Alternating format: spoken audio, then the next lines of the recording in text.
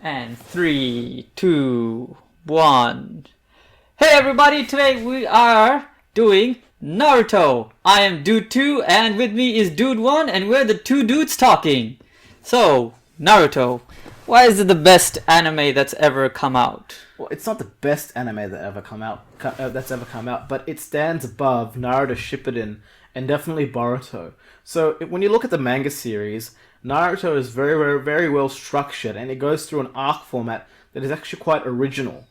When you look at Shippuden, after the first arc where they go to save Gaara, it kind of flits about looking at two or three different purposes because the story isn't that simple anymore, and Kishimoto actually has to deal with working across three different storylines. Basically, Naruto's storyline, Sasuke's storyline, and even then Pain's storyline to an extent because that's how Madara ties in.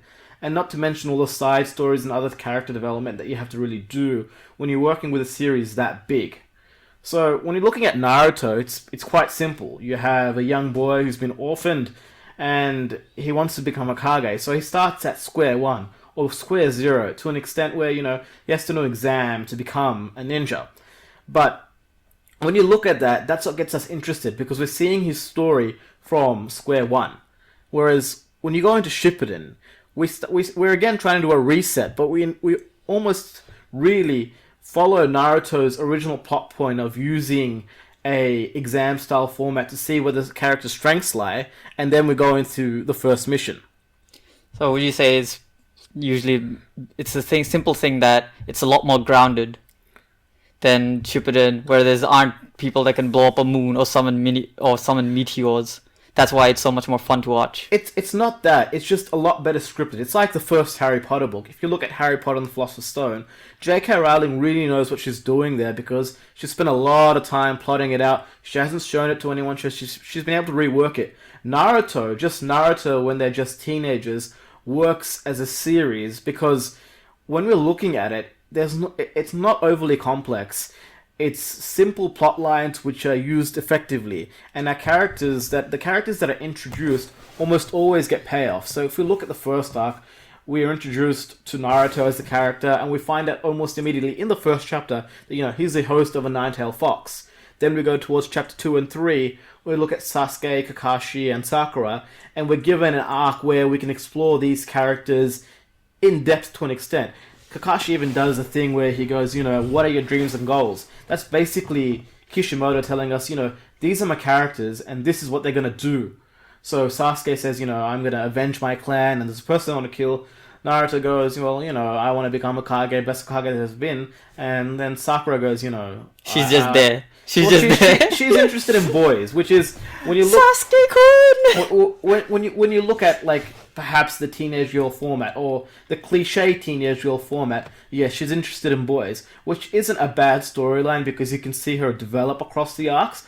But we're basically introduced to our characters that way, and then we head into the Zabuza or the Land of the Waves arc, where basically what Kishi does is he highlights the weaknesses of our characters so that they're not infallible. Because when we Wait, would you say he highlights just the characters in that, or is it also the simple fact that in that very first arc of that series he does great world building at the same time? Because we get to see not Konoha, but we see how the ninja world works as a whole, all in one arc. To an extent, but we don't really go back to the Land of the Waves in the manga. Land of the Waves just happens then and there. We never return, in the manga at least, back to the Land of the Waves. So is that just an anime thing? In the anime, we go back a couple of times. I think in the original Naruto series, there are some filler arcs, especially after, Naruto loses the fight against Sasuke, that, we have some stories centered on Kohaku. And then we see Kohaku coming back when they're rebuilding Konoha because, Pain's just leveled that entire block. Right. So, yes, it does some world building, but we never really go back to the Land of Waves because they don't have their own ninja. But it does show us the nature of the shinobi's life in terms of missions.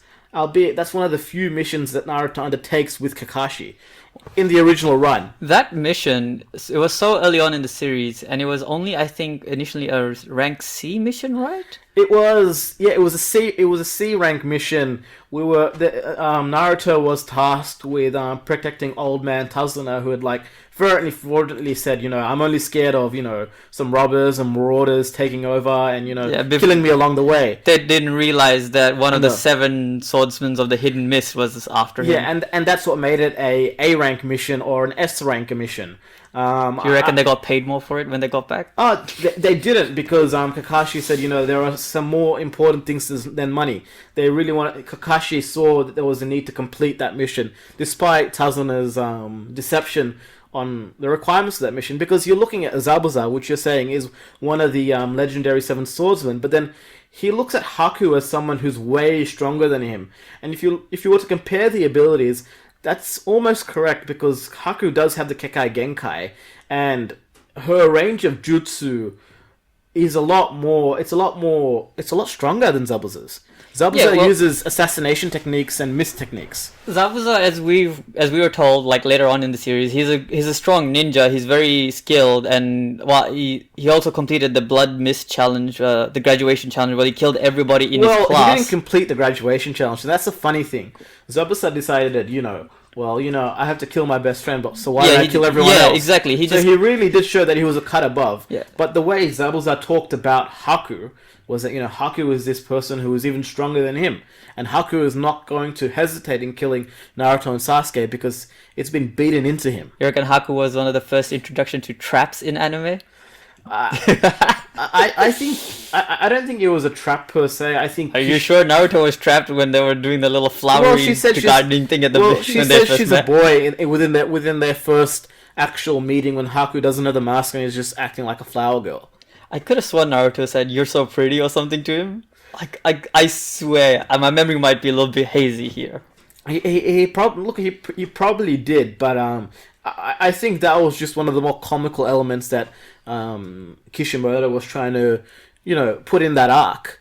Because after that arc, we go straight into Volume 5 of Naruto. If you have a look at it, we go straight into Chunin exam arc. And while we don't enter the arc, there's this debate about whether Sakura should decide whether she wants to go with Naruto and Sasuke to enter the exams. Because, the team has to decide to enter, not only one person. Right. So we're almost immediately after we finish that mission, we go into the Chunin exam arc. And the thing is, what Kishi does is he basically does this passage of time that we don't see, because Naruto, Sasuke, and Kakashi complete numerous C-ranked missions and D-ranked missions basically D-ranked missions without us really seeing what's going on. We just know that, hey, they've been progressing. They've been progressing. We don't know how many missions they've done, but we know they're progressing. Because as soon as we enter the Chunin exam arc, which is, I think, one of the best arcs of Naruto in general, of the original series, we're entering, that's the world building arc, because we've got ninja from 4 or 5 different nations coming in. Well, technically, I think there might be even more, because while we do know that there are 4 or 5 major nations, we also had some minor nations in there, like the Hidden Sound Village from Orochimaru, and we don't even know how many other minor nations per se were there. That's correct, but when you look at the characters that actually made it through to the final round of the Chunin arc, so we're talking about after the first 2 exams to the preliminaries of the third round, we're only left with some Sound Ninja, some Leaf Ninja, and some Sand Ninja. Wait, that was when they start doing the one-on-one fight after the forest? The preliminary one-on-one fights to start paring our ninjas down into single digits. Right. Oh, speaking of which, during the Chunin exam, I think that's probably one of the best things that happened. Well, one of the best things that happens during that is we get introduced to Orochimaru for the first time, and the curse mark Sasuke. Yeah. So what Kishimoto does is he basically gives Sasuke something that it's a seed that will allow him to, in a sense, keep up with Naruto's unfair Nine-Tails advantage. And it's a plausible seed that we can believe because, I think 4 out of 5 kids or 9 out of 10 kids die from actually having the curse mark. But Sasuke being a Uchiha. Yeah, and Anko also survived as well. Can I just say, though, now that you mention it, that the curse mark is a way for Sasuke to keep up with Naruto? right, throughout the series. I'm just throughout looking. throughout the initial series. Yeah, So initial series. I know. I get you.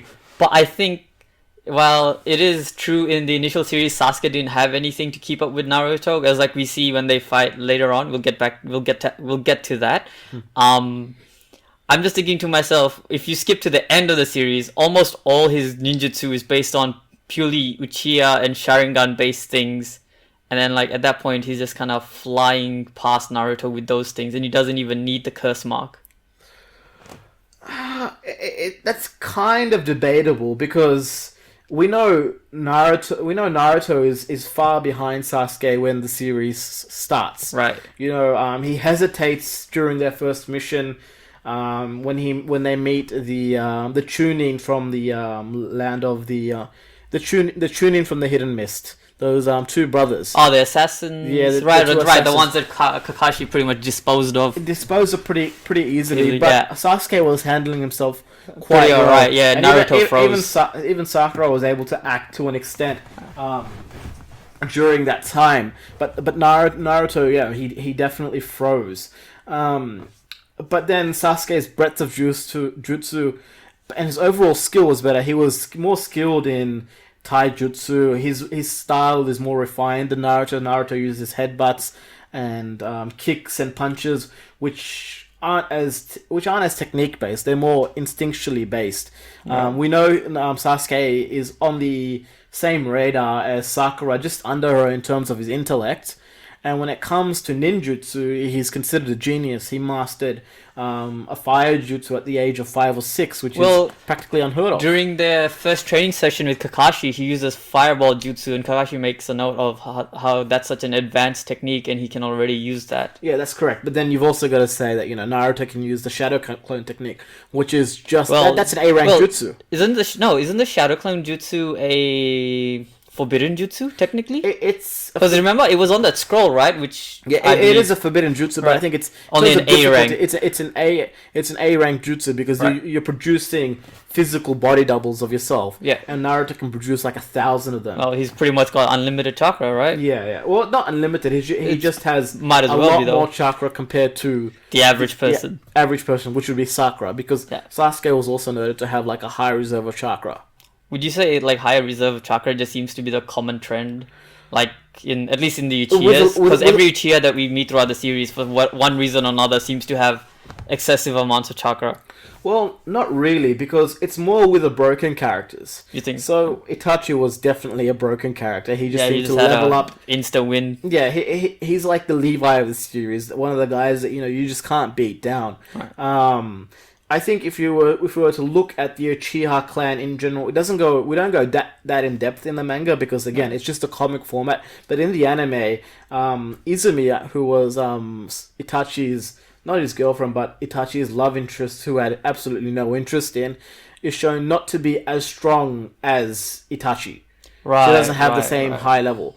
And Obito, for sure, when he started off, was not a gifted Uchiha. Definitely not. Kakashi stood hands and feet above him. Well, Kakashi, he was more of a Naruto. Well, Kakashi at that point, I believe, when we first see Kakashi in the story as a kid, I think he was already a Jonin, right? Because that's why he was leading the mission. Yeah, so he'd just been promoted to Jonin. Yeah. And but Obito was a Chunin. No, he was a Chunin at that time, but it had taken him a lot longer, and he was a lot far behind Kakashi. Well, Kakashi was, trained by what? The White Fang?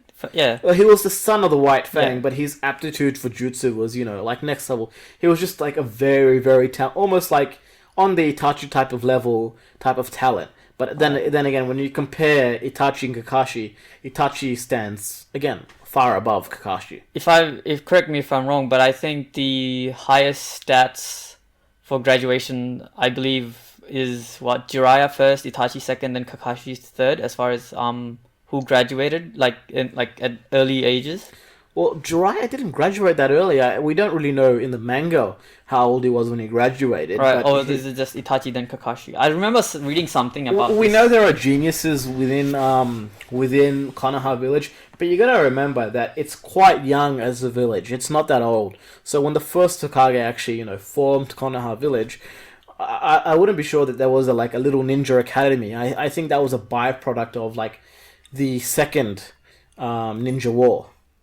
Right. Because during wartime, we know that Tsunade's little brother, who was basically he was a genin, but he was killed in battle. So I would assume that even if they probably had a ninja academy back then, but the requirements would have been a lot different because in wartime the need for warrior was a lot higher, Right. and it stated that Itachi was that strong because in his childhood he saw the products of war, which is why he prioritized Konoha as a village above his own clan.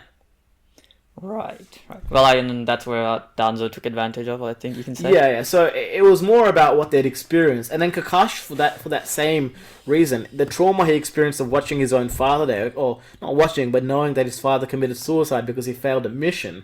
That's also what led him to conduct himself in the manner that he did when he was just a teen, because he was a stickler for the rules before Obito died. Right. But see, Well, that's the thing. I think the rules. While the rules thing is good, definitely the fact that we see his character develop, that he doesn't care about the rules as much as he cares about his like friends and the people that he's fighting with. I think that's a really cool thing that he took away from Obito. You know, like yeah, well, it's a great way to change his character perspective, because when you first meet young Kakashi, he seems like an asshole. yeah, well, that's the point, because whenever we meet a character, there has to be a need for change. Because if there's no need for change, then we're not that interested as an audience. You gotta remember, Kishi only used Kakashi, the young Kakashi thing for like half a volume. Right. So it was, I think, volume 27. There's about 4 or 5 chapters based on Kakashi's youth. It was basically called the Kakashi Chronicles or something. It was a bit of a joke in the comic book. But we're presented with a Kakashi who is young, brash, and doesn't think too highly of his colleagues, or he doesn't show that he thinks too highly of his colleagues, which really irks Obito. So to push himself. Yeah, so in that breadth of that 4 or 5 chapter mini arc, I think it's a little bit longer than 4 or 5 chapters, but in that arc, we have what Kishi does is show that through a death, Kakashi changes markedly. Right.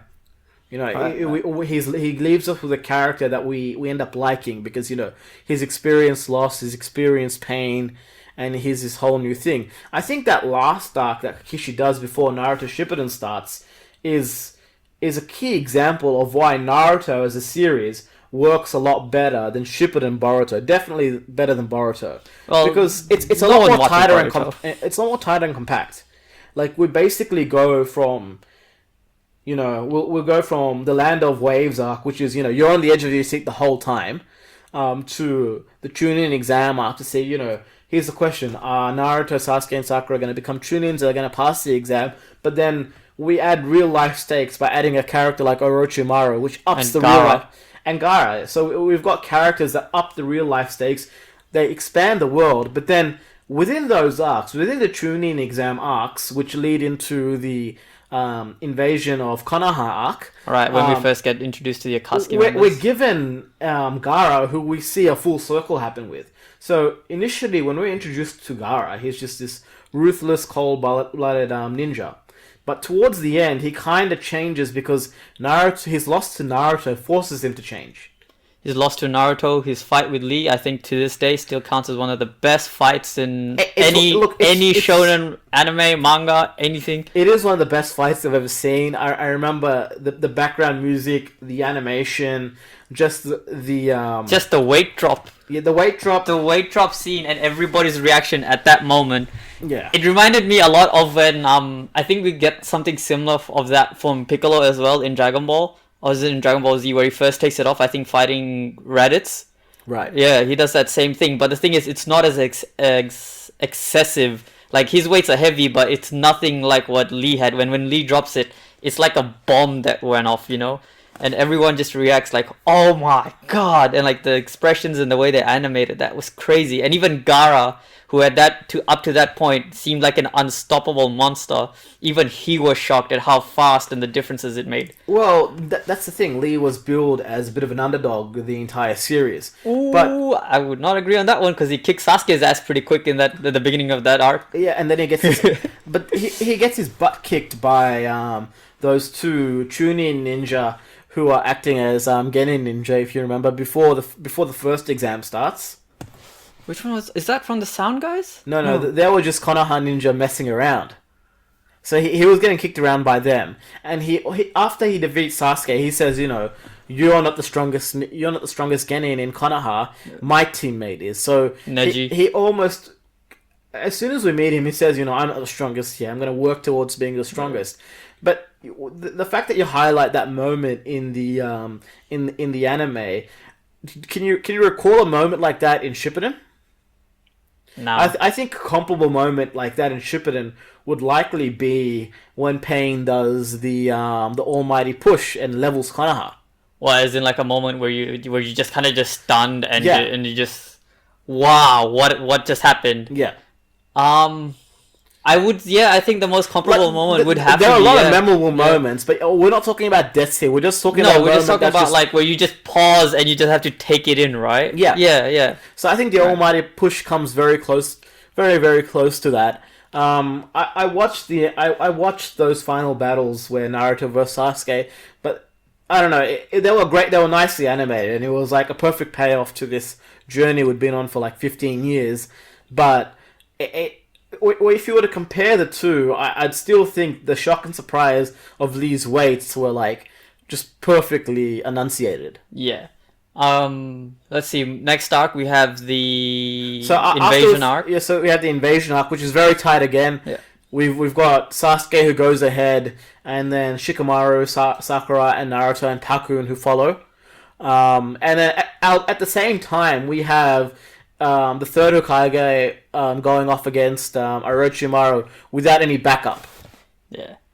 Which, can we just say, for an old man, he still kicks ass, and Monkey King Enma is my favorite summon in the whole series. For the first time during that entire series, we get introduced to the third Hokage, his motivations, his ambitions, and his favorites. Would you say at that point in time we finally see what like high level ninja fight as? Because at that point we're learning the basics, but when we see the Kage fight, they don't explain it. He just says this jutsu is happening and it just happens. Well, yeah, Kishi's got a lot more free reign now. He's introduced Gaara's ability, introduced Naruto's ability. So right. He's built that base. Yeah. So he'd expanded the breadth of the abilities, like a lot by then. There wasn't too much more he needed to do, but he did explain a lot. Like I think one of the first jutsus in the manga that the third Hokage uses is the fire jutsu with the shuriken.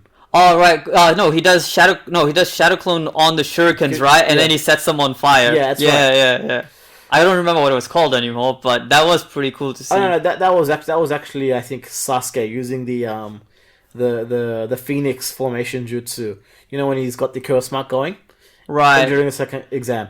The third Hokage just uses a jutsu where he just clones the shurikens. What the third Hokage does is that he uses an earth style jutsu, and then he inflames some of that mud going towards Orochimaru. That's what he does. That's what I got confused about. Right. That's what he does. Yeah, that was a pretty cool fight. And this might just be me, but I feel like the fight on the rooftop, mm-hmm.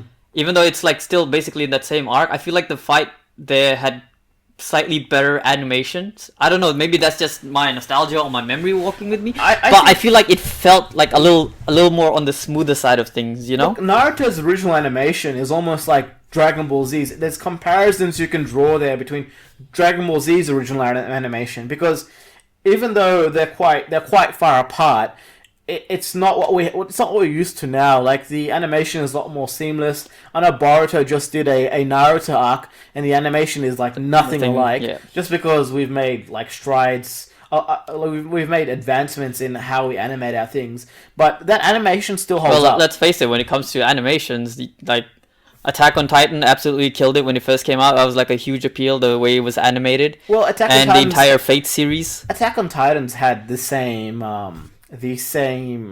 studio up until its last season, right? Which taking over in the current season for the Fate series. I know they've always been smooth and seamless, but I think the first series was a little bit choppy. But that's just because I'm looking through it through a 2020 lens. Right. But then coming back to Naruto, again tightly in that arc where we've got Orochimaru the third Hokage. We've got Naruto chasing Sasuke. Sasuke going up against Gaara. Shino going up against Kankuro. There was a lot happening there. And then when we come to the crescendo of that arc, we're finishing up in the final moments of Orochimaru versus the third Hokage, and Naruto pretty much getting the win over Gaara, who's an opponent that Naruto knows that they couldn't beat, but he had no choice. Naruto technically at that point beat the one-tailed beast.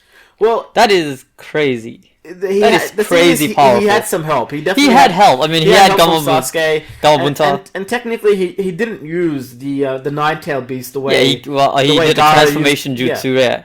He didn't use it that way. So the win definitely was Naruto's there. But literally headbutts him. I think the thing with that is that arc kind of set up the scene for the next couple of arcs, because as soon as that finished up, we had Itachi and Kisame, so two members of the Akatsuki, appear in the series for the first time.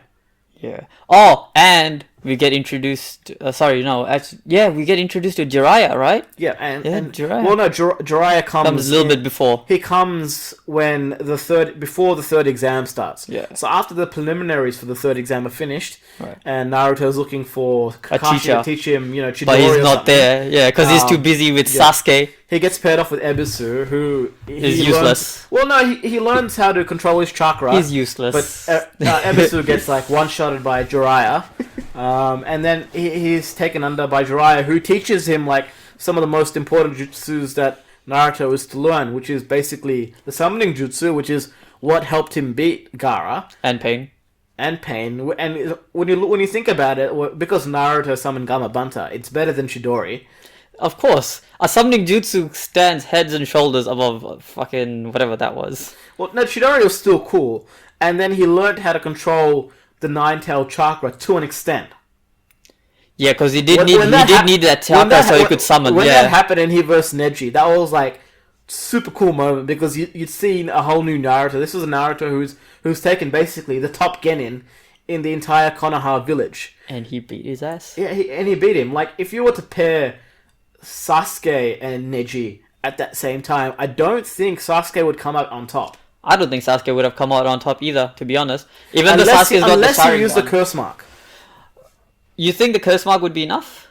I think... Because the thing is, with the curse mark, it's a straight power boost. It was only boost. the first stage on the curse mark. Yeah, but here's my thing. The curse mark, it's a power boost, right? But when we look at Naruto, he didn't beat Neji with a power boost, but with his intellect. He technically beat him. It's a mix. But the fact is, Neji didn't see it. He didn't see Naruto coming out of the ground. Yeah. No. Naruto did use a lot of cunning in that match. Yeah.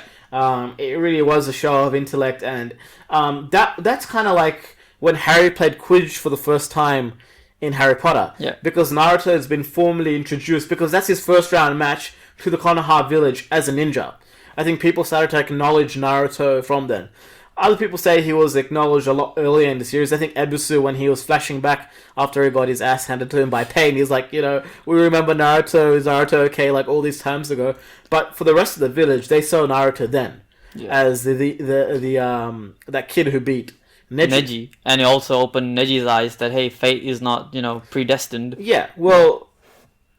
See, again, those arcs are quite tight. There's not much wrong with them. They flow fast, and it's just, they're like punches. They just keep hitting you. Would you say that arc, it's so ideal because we get action and we get character development all at the same time? But it's not forced character development. Right. He manages to mold it within the fight itself, right? And see, we had Sakura with the whole hair cutting thing where she's like, okay, I'm gonna do this thing, and it's mid-fight of a thing, Mm-hmm. She really changes her perspective and I want to step up. We also have Hinata coming in as well. There are a number of characters, I think, in the Konoha, we'll call it the Konoha 12, including, so you have Shikamaru's team, Kiba's team, Naruto's team, and then Neji's team. Yeah. So the Konoha 12, we have a lot of character building for those characters within volumes 5, 6, basically from volumes 5 to 15 or 5 to 16. There's a lot of character building for a lot of those characters in that arc. I think the only character the characters that don't get too much development are perhaps Ino, Tenten. Shino? I would say Shino. No, Shino actually does get some character think so? development. Yeah, because Shino gets a one-on-one fight with Kankuro. Yeah, but I feel like Shino, he kind of gets sidelined for a little bit. I feel like Shino gets like more character development when he shows up in the filler arcs later on, and he gets to do that thing where his bugs are like constantly evolving or something to beat one of the characters. I can't remember the arc exactly. Shino might not be developed much as a character, but he definitely gets to shine a lot more than Ino and Tenten. I think Tenten gets a butt handed to her by Tamari. Ino gets that one-on-one fight with Sakura. Yeah, but see, here's the thing with that one. Sakura makes an avid change, whereas Ino is just looked at as someone who's weaker than Sakura and manages to get a draw. Ino is perhaps one of those characters that Naruto doesn't focus as much on because she's not in Team 7, and right. The manga's not named Ino. The manga's named Naruto. So I'd read a manga called Ino. Just saying, it's all about her daily life, like the flowers and stuff. Well, like her family owns a flower shop, right? It is debatable. Look, it's definitely debatable. But there are a lot of other characters, and we're not even talking about the sand characters. Gaara gets a lot of development there, and so does Tamari. All three. Well, for the first time, we see what a puppet master is, and that's crazy cool. Yeah, that was pretty cool. That was so cool. Yeah. We see, oh my god, there's not just weapons, but actual puppets that are weapons, and then like Shippuden just takes that to a whole nother level. To an extent. Yeah. See, here's where your problems start coming up. So we have like this 10 novel arc where we've got this great character development. We've got a character named Gecko Hayate who I still care about because he was the proctor for the preliminary exams who gets he pretty much dies in the next chapter. After the exams finish, he dies. He's killed by the sand Jonin. Right, on the rooftop, right? Yeah. On the rooftop. But we still care about that character. And then after that arc, we go into, Itachi and Kisame coming around and giving Sasuke purpose again. Because, Itachi shows Sasuke, you're weak, and it sets the stage for the next few arcs. Because after that arc, Naruto just goes to find Tsunade, which was a great arc because Naruto beats Kabuto, and Kabuto was told to be as strong as Kakashi. Orochimaru says in the manga that Kabuto is no stronger than Kakashi. Kabuto was pretty cool. Doesn't his name literally mean like helmet or something like that? I believe it translates to helmet, right? I think so. You can't quote me on it, but we should do a trivia bit. Just say Kabuto is like a character who deserves his own little show because Kabuto, not his own show, but his own discussion because he's quite a complex character. Right. But again, see the fact that Naruto masters the Rasengan, which is I think another A rank jutsu, and beats Kabuto, is like another market forefront in that series. At that moment, Naruto is like this character who just doesn't lose anymore. Right, because he's kind of gotten to that point where now he's got the Nine Tails, he's got the summoning jutsu, he's been built up to this point. Hey, yeah, he was that weird, weak kid who couldn't do even a simple shadow clone. No, it's not even a shadow clone, it's a standard clone. Well, he couldn't do the shadow clone jutsu. Yeah, and then now he's like, if you just look at him just straight jutsu to jutsu, he's all like a Chunin, Genin, Jonin level jutsus, and he's just using it as a Genin. It's crazy how strong he gets within the span of an arc. Yeah, and that's what Sasuke realizes. Sasuke realizes that Naruto's caught up and is starting to surpass him because the Rasengan, I think Sasuke feels, especially when the two of them go at it, he feels that the Rasengan is superior to the Chidori. Well, I think Kishimoto pretty much lines it out that Rasengan is better than Chidori because we see the damage in the two water tanks. At first, Sasuke is like, "Oh, look at all the damage I did," but then when he flips over, he pierces the water tank. But then Naruto, he doesn't pierce the water tank, but blasts it. He blows its insides out. Yeah, it's just crazy. It's just crazy how strong Naruto gets in such a short period. And I think even after that fight, even Kakashi kind of recognizes that fact. Because I think Kakashi realizes a little bit that, hey, I taught him Chidori, but here's Naruto using the fourth Hokage as jutsu. I think it at the very least it must have clicked in his head. Well, look, and that's where we get the scene setting for the Sasuke retrieval arc. Yeah, crazy. The ending of that arc, despite over there, we get a lot of character development for Choji. Alright. Wait, we're skipping ahead. If we're going to do that Sasuke retrieval arc, let's start from the beginning. Sasuke pisses off. First fight is Choji versus... I forgot that tubby guy's name. think his name is Jugo. Jugo. No, Jugo. Right, he does like all kinds of No, earth stuff. Jugo is I think Sasuke's teammate, but he goes against a sound ninja who's very good with earth. Right. I can still remember the first time when Choji turns into that butterfly style. Yeah. When he takes that pill. You don't see him yet. All you see is a little butterfly, like just like kind of flapping, and then he turns and he's just standing there looking to the other side, and the guy's like all red and he's transformed, and he goes to punch him and he just blocks it with one hand. Well, it's crazy hype. Choji's another character who wasn't given as much attention in the original in the arc that happened before, which was the Chunin exam arc, but he got a lot more development here about his strength and how far he wanted to go, because he basically beats at least a Jonin level ninja there.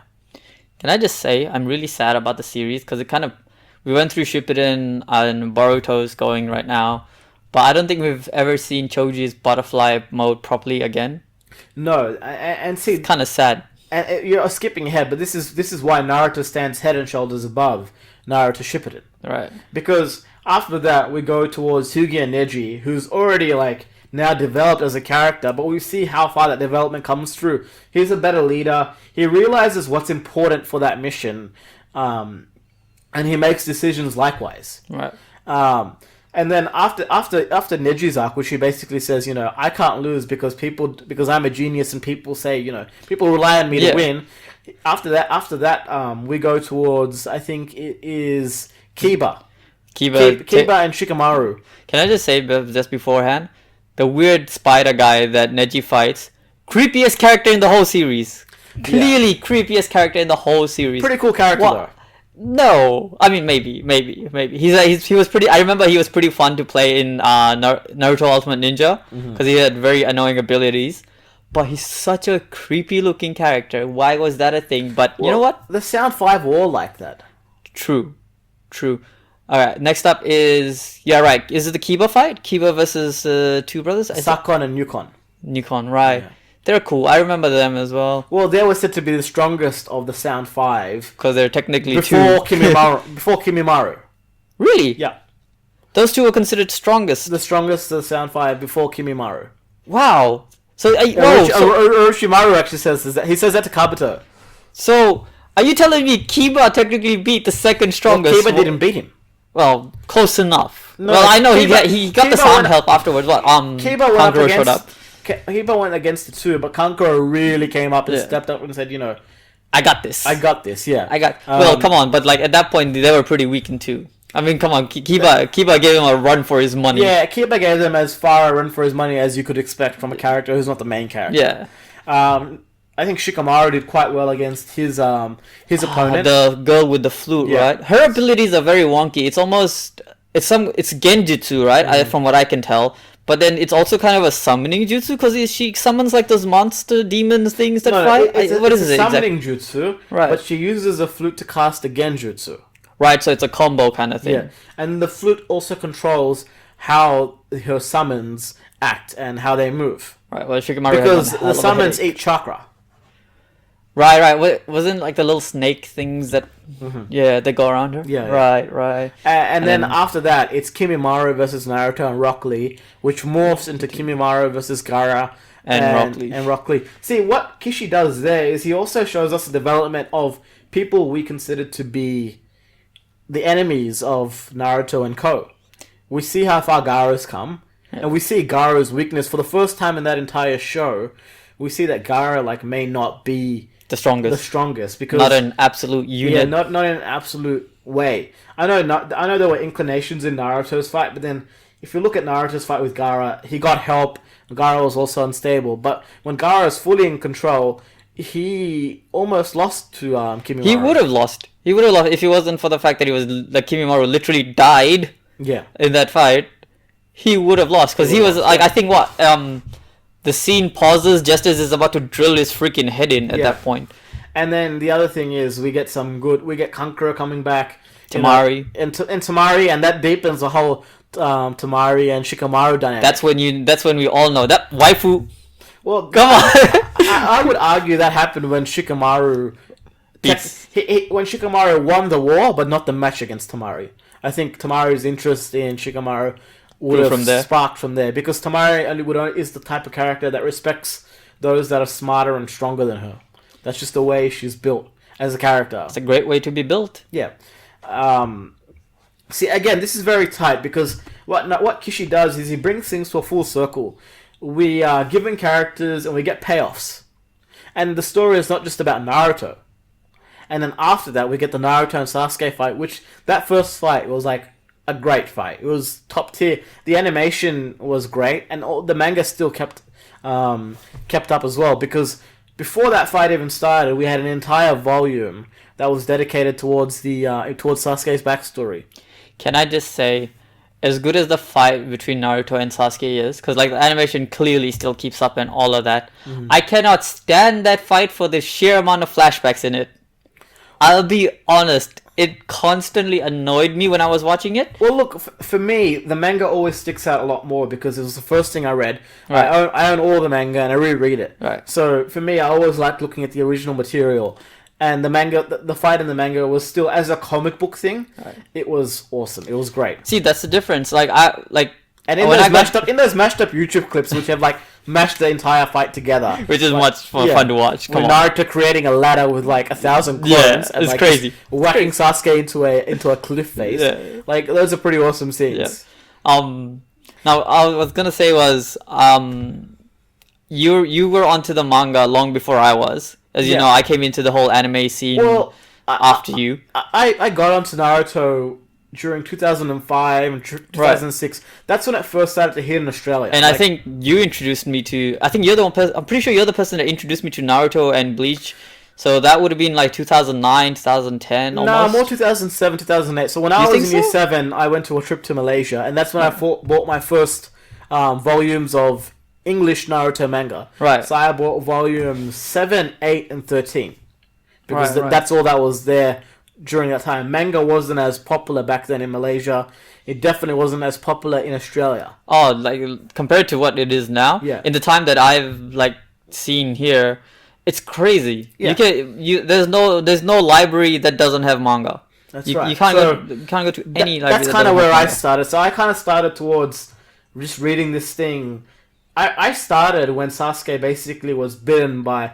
After Sasuke got bitten by Orochimaru, and when he took on the 3 Sound Ninja. Even though I entered the series at that point, I didn't care because it was still awesome. Those chapters, like even though I hadn't read volumes 1 to 6, were still pretty great. Because the thing was, something awesome was happening. You're like, you know what? I'll keep up from here, and I'll go back and get the rest later. And then the thing is, like, because you locked in right? in volume 8, we get the first match for Sasuke versus... His name was not Ebusu, but he was one of the undercover Sound Ninja. Right. Is it the one with the tattoo? With the mask. With the mask. Yeah. And I think we get a couple of fights after that too. I think Shino basically pawns what's his name? So you had Dosu. If anyone's gonna remember the names, it's you. You're always the name king. It was the guy that used to use the blasts, the air blasts from his palms.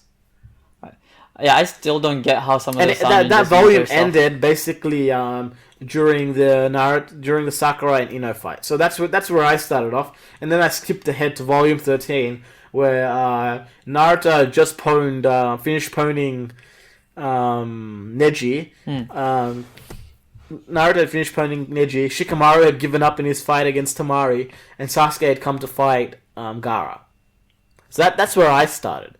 But that final fight with Naruto, see, in my opinion, Naruto would have won that fight, but for narrative purposes, and this is where Kishi really got all of us to care, was where Sasuke won. Because he separated the main characters and provided us with a plot point that we now needed to see reconciled. So we needed to see Sasuke come back. So when Sasuke successfully left, it created a bit of a hole in almost every reader's heart, because it's like, one of the 3 main characters has left the side of the light and he's decided to go to the dark side, literally. It's basically Anakin turning. Oof. Anakin, let's not compare that to Anakin's turning. At least Sasuke had some development along the way. Look, Anakin turned in like 30 minutes. Kishi executed the plan perfectly there. He basically he ensured that we would care about that manga the moment Sasuke left, because I remember when I was reading all of Naruto Shippuden and watching Naruto Shippuden, I was always concerned about when Sasuke coming back. Are the characters going to be successful in bringing Sasuke back? Because that's what Naruto Shippuden essentially is about. Right. Naruto Shippuden is about bringing Sasuke back. All of it.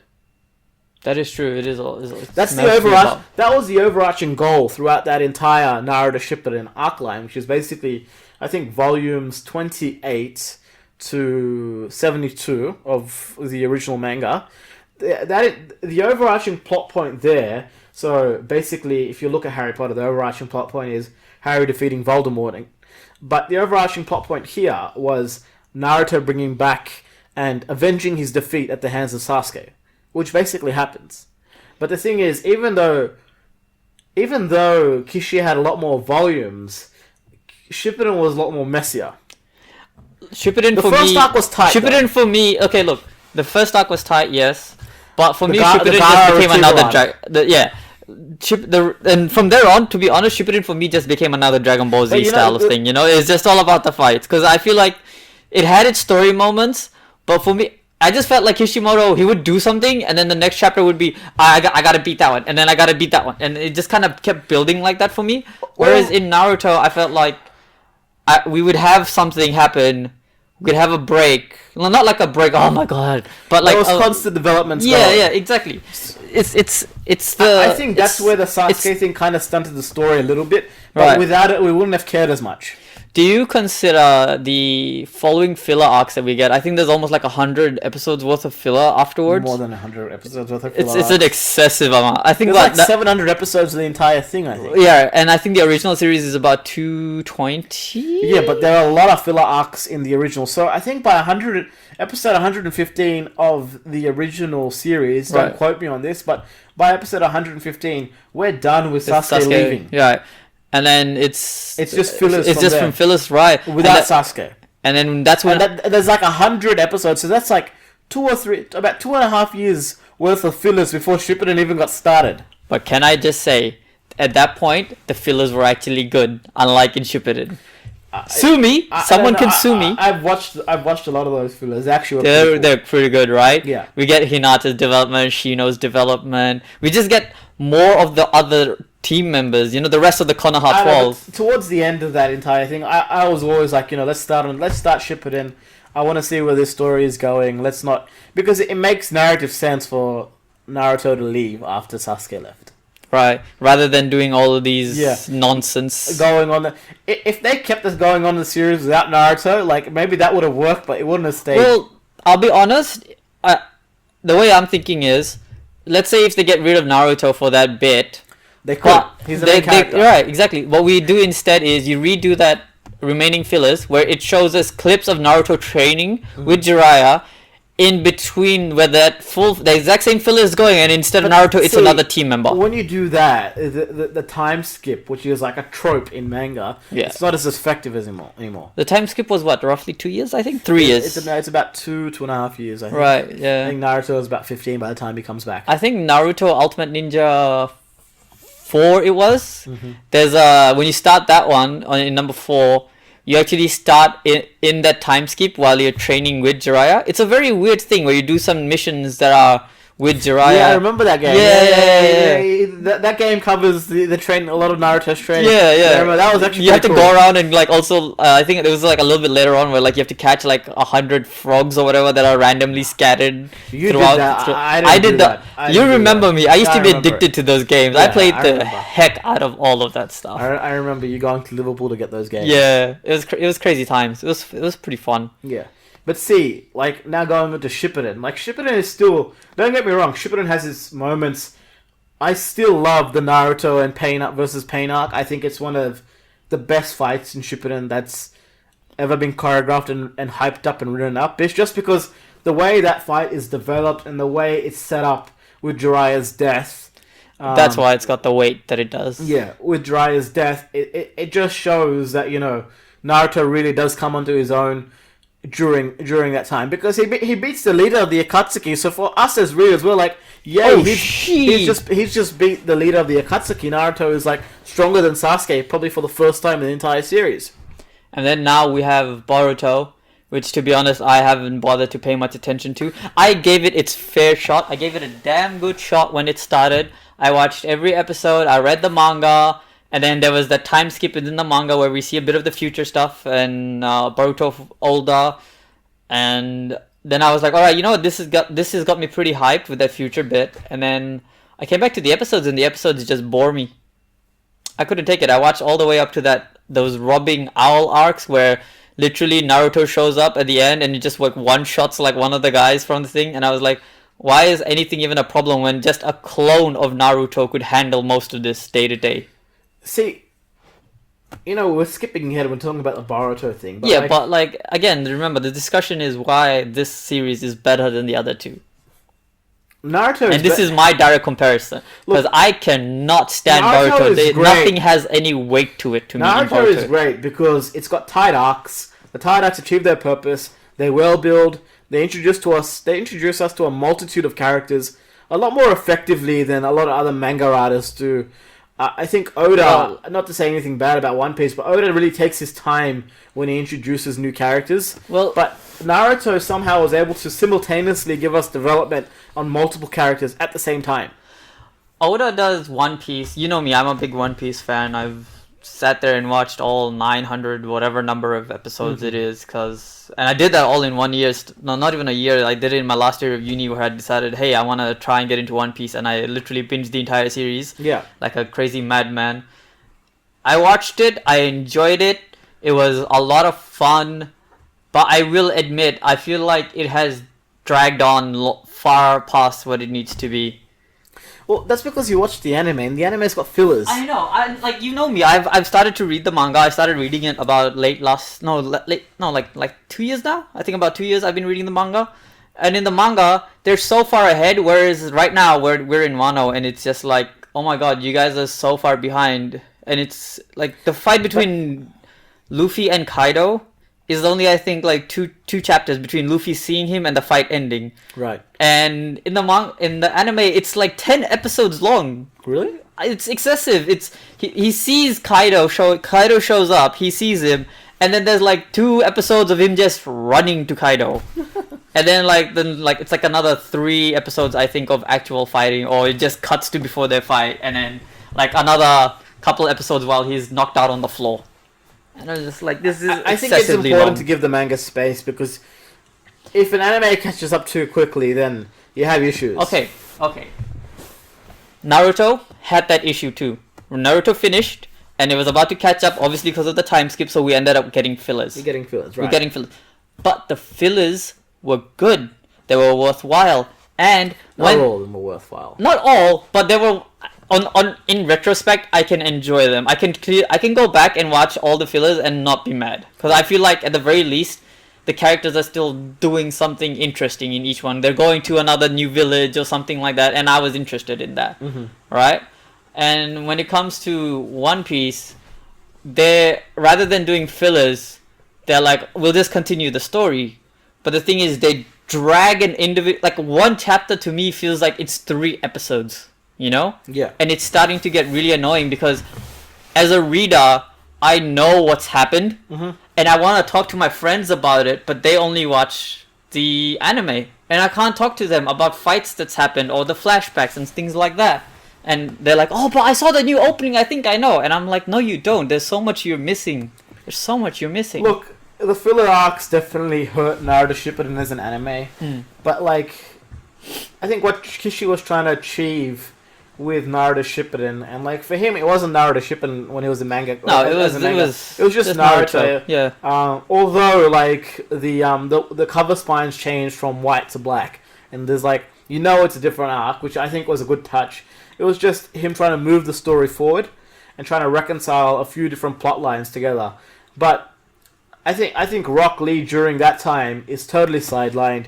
Neji is sidelined. What, during Shippuden? Yeah. See, clearly. That's the problem. Clearly. Like, a lot of major characters who we grew to love on the original Naruto series are sidelined. Shino might as well not exist.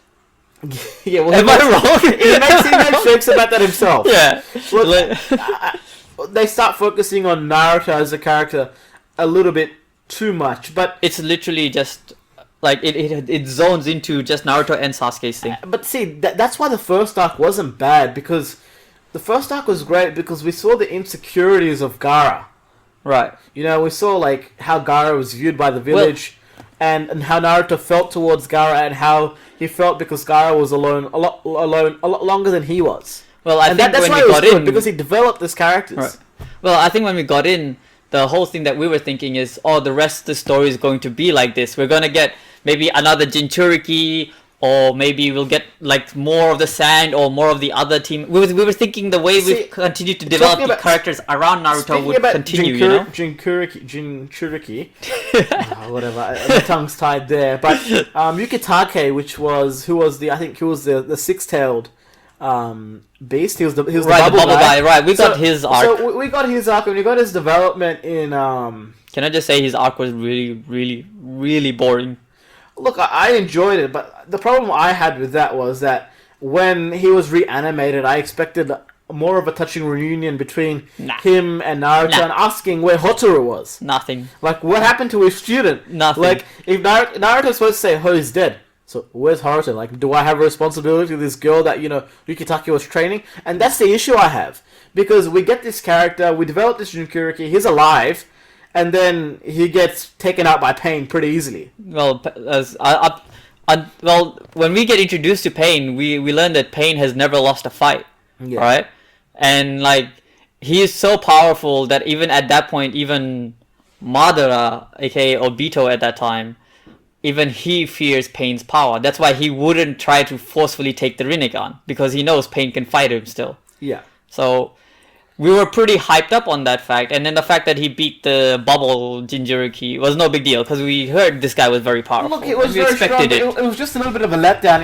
If you talk about in the anime as a story, like, that's a hole. Like, that's a big hole, and it's not like a Shakespeare hole where you intend to put that hole. It's just like, the animator said, oh, we're going to make this arc about the six-tailed beast and his host, and then we're not going to care about this filler arc girl who was there, Hotaru, and she was the entire point of that arc alongside Yukitake. Nope. Because it doesn't matter.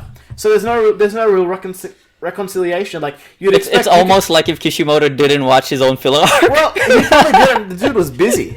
Yeah, he was probably busy doing the war arc for the 50 millionth time, thinking how long this is gonna go. The war arc was long. Like, it was excruciating long. Have you ever tried to go back and try and see what the starting episode is for the war arc? I've got it's like half the fucking series. So, volume 54 is...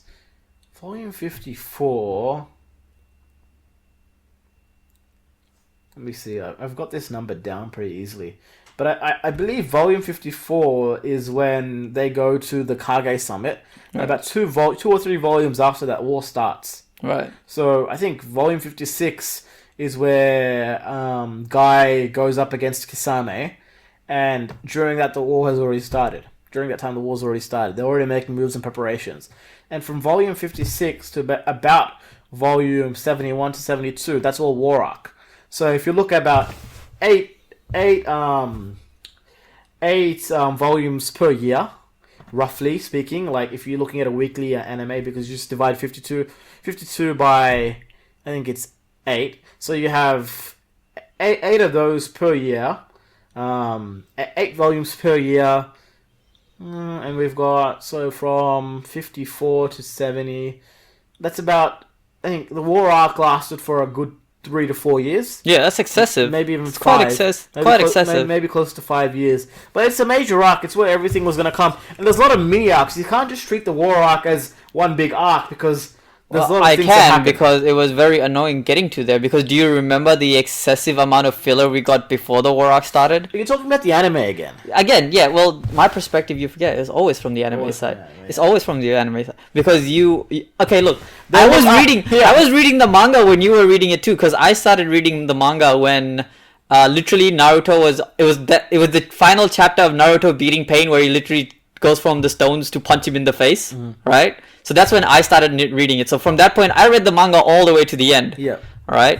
But I was also watching the anime at the same time because I was like, look, I like the manga, but because you know how it is, right? Any anime or manga, whatever format you start on, that's usually what you finish on. Yeah, I get Right? you. If you started on the anime, you're gonna stick to the anime. You might read the manga or you like what I'm doing, but I still prefer the anime all the time, Yeah. all the time. And then I don't know. It's just Look, I feel like they were just trying to piss people off at that Look, point. you even go back to, I think, the Road of the, Road to Ninja. So there was Naruto Road to Ninja where they go to the illusion world. That Oh, the movie. Yeah, Right. And Yeah, then yeah. Tenten goes back there, and you meet like Sasuke version of Naruto, Menma. Oh, you know what I gotta do? I gotta rewatch the Naruto movies. It's been a while. We should do that sometime. We do a should. They've binge. released it. I think Mad Men's released this Blu-ray that's got like all the Shippuden movies on there. No, I want like the Naruto and the Shippudens all in like one. That's not happening. There was a lot of there was a lot of criticism about they did the Blu-ray version of the Naruto, and the cover is just like totally retro. Like it's like this. I don't mind the it's- retro look. Did you saw it right? It almost seems very Chinese-ish, the art. Like I'm not saying it's in cheap, but it's just the style. Right. It's Because it was released during today's times, not today's time, but contemporary time. It just right? looks like a very Chinese contemporary art style. Yeah. Which like look to be honest, it looked a little bit weird to me. Yeah. I don't mind. Would I buy it? Probably the art does put me off, so I probably wouldn't buy it. I would love a bundle where you had all the Naruto movies and all the Naruto Shippuden movies. Yeah. Not gonna happen because Madman and a lot of the distributors are gonna make their money. Everyone wants their chunk of the change, right? And see, again, this is kind of where, like, the manga and the anime differ from Naruto, because keeping the anime alive kept the Naruto merchandise alive and kept the show alive for longer. But see, with the manga, when we're coming back as to why Naruto Shippuden, those arcs in the manga don't stand up to Naruto, it's because, aside from Naruto, here's the characters who get some development time. Jiraiya, Yeah. Asuma. Oh, Asuma's. Well, would you say Asuma's one includes Shikamaru? Or that whole team, that team Asuma? It includes Shikamaru, that's Right. for sure. It includes Shikamaru. And we get, aside from those characters, we get Sasuke. Of course, we In get terms of Sasuke. We get Sasuke, course. but after that, you're looking at characters like Obito, Killer Bee. Killer Bee. To some extent. Killer Bee was cool. I liked his character. And then the Kage. So that we kind of strayed away from the characters that we grew up and The loved. Konoha 12. Yeah. Alright. Konoha 12 plus the Sand 3. Yeah. So those are 15 characters, 15 shinobi, 15 genin that we grew up with, and we saw their stories. And when we say grew up with, we mean literally grew Yeah, up literally with. They grew were up the with same age characters. as we were when we started watching. Yeah. And then we do the 2 years time skip. What happens? We're the same age as when when in the 2 year time skip, and we're just like, oh my god, these characters are so cool. And then you always think about the messages, like the friendship, and like, hey, big groups and all this. Well, look, And then Naruto's Kishimoto thing- just dumps all of it to just focus on Naruto and Well, like a handful of characters. See, here's the other thing. In Naruto, in the original series, Naruto's catchphrase of never going back on his word and never giving up was poignant throughout that series. But it's not there as much in Naruto Shippuden, if you've noticed. He doesn't That's true. He doesn't say, "This is my ninja way." He Yeah, doesn't say it yeah. as much. I guess he doesn't need to say it. Oh, we do get some Hinata though, but very little. Not as much as I'd want Well, to. I think I'll tell you why I think we get Hinata. Look, we got Hinata in when we normal get Naruto and in the filler. Yeah, in the filler, but in Naruto Shippuden, if you look at those main arcs, which are the manga arcs, Yeah. where Hinata really shines properly. Yeah, I know she's in the arc where they go to get Sasuke, but she's kind of invisible there because she's just saying, She's just there. I'm just worried about Naruto. But when she steps up in front of Pain after Naruto's like, he's kind of been immobilized, and she decides to fight Pain despite knowing she'd lose, and tells Naruto to his face, I love you. That's a great development moment, because Hinata was a character who didn't stand up for herself, never believed in herself, and then she's going up against a ninja that beat Jiraiya. And Jiraiya is like one of the most powerful Konoha ninja ever. And can I just say, at that point, we also see a technique that we haven't seen in the series to that point: the twin lion fists. Yeah. Which, can I just say, look awesome, but because she never landed a hit, we don't know what it does. Well, I think Kishi made his point with that, but we get some good development there. Now, for the rest of the series, I think the next time Naruto actually addresses or talks to Hinata, after Kishi. Kishi actually trolls us Literally, a little like bit right at the end in the war. I think it's volume 64. I've got the cover. I remember the cover because They're on the cover together, right? Naruto's holding Hinata's hand. You're like, you guys, it's happening. And then, like, I think a couple of chapters later, Naruto meets Minato, and he says, "Oh, Sakura's my girlfriend." I hate that. Can I just say that makes me mad? When that happened, I was like, "Kishi, you goddamn troll! Like, why the hell are you doing this?" Look, from day one when I saw Hinata, and like I saw that Hinata and Naruto had a thing, I was on the Hina train from that day. I think a lot onwards. People were telling me, "Okay, look, it's Naru and freaking Sakura," and I was like, "No, it's not. No, it's not. Please don't make it so." And then we almost got that at the end of the 5 Kage summit, where she confesses to Naruto so that like he wouldn't, do the like chase Sasuke anymore. Mm-hmm. But then I love it that Naruto's like, "Nah, I'm good. I got Hinata. I'm good." Well, it wasn't that. It wasn't. I know, but like that's the way I like to interpret those things, Still liked Sakura, but it was more that they're friends. He knew that he could never be with Sakura because Sakura's heart lies with Sasuke. He knew it. So that's the type. Like even Naruto put her needs above his, which is great for the character. Now Kishi does try to develop Sakura's character there. Basically, Sakura levels Sai, Kiba, and Rock Lee with her sleeping. I think it was a sleep bomb. It was something. Well, would you say it was more of a leveling, more the fact that they just didn't expect it? Yeah, but she did it. So like, it still counts as a feat. Yeah, it still counts as a bit of a feat, Right. But like, it doesn't come across well, and I know that towards the end, Sakura stands alongside Naruto and Sasuke, but she kind of, I don't mean this, like, I don't even mean to be sexist or anti-feminist here, but she kind of doesn't just because of where Naruto and Sasuke stand in terms of their power. Well, I think that's just a trope in, like, a lot of shonen manga, as you can see, where there's either a female teammate or a female character that most likely is stronger than the main character, but they don't get the final blow because it's a lot of shonen. It's not the final blow. She doesn't get developed as much. No, exactly. Any of that is it. But then that's the thing, right? Shonen is about even Tsunade, despite being as strong as she is, she's pigeonholed as just being a medic ninja. But exactly, she's so much more. Like in the fight, she's the only one that gets a damn good hit out on Madara. Yeah, like I would say that's kind of where Shippuden fails. We don't get to see the other characters we care about as much. Not to say that Shippuden isn't great. Shippuden's awesome. I really like Shippuden because, you waited a long time for that to happen. It was a good coming of age for Naruto. And I was actually younger than Naruto when that started, but like a lot older when it finished. It's actually it's quite funny. So much older. But, I remember when that week, the last chapter of Naruto came out, we were just like, oh, damn, Naruto's finished. Like, this was like one of the heavyweights. Were we in high school when the series finished? I feel like I was in high school. You might have been in high school. Yeah, and I think you had started uni at that time. I think it was 2014, 2015. Yeah, I think I was finishing up. My HSC, I think. Yeah.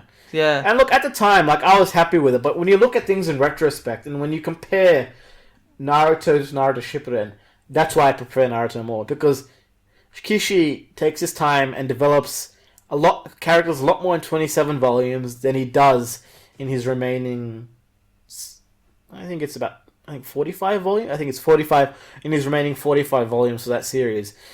Those side characters are important, and we don't get as much time with them. And I know there's other mediums for them. I know Hinata basically gets her own movie, which, it was a cool movie, and like I like the moment that Naruto and Hinata got together, but I wouldn't call it the greatest of Naruto movies. I have it. I bought the movie because it's the last Naruto movie. I think I have all of them as well. Well, I bought it. I got the movie simply because there's a fight at the end and Naruto punches the guy, the Otsuki guy, and the moon literally shatters. And I was like, that is so cool. That's the perfect segue to go into Boruto. Here's my first gripe with Boruto. All the characters that we've seen before from Naruto and Naruto Shippuden are nerfed. Okay, they might be nerfed, but they're still literally gods.